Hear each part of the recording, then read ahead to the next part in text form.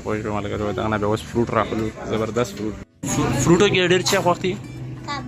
نو کباب چې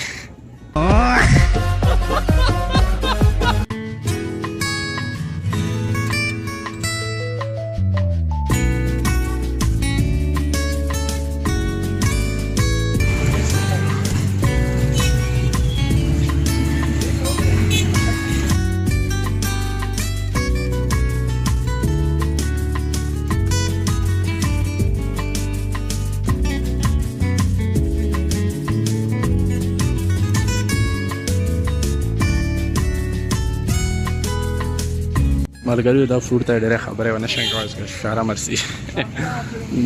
پهله زه مدرسې کې مې ویډیو هم جوړه کړه ځکه چې دنه مخکې مې نه وه جوړه کړې دا چی در وهلم دا ول د خپله راښه دي کم یو دا که دا څه لوکه مونږ هم دومره پوړکي توپ کې خوړلي دي دوه مزې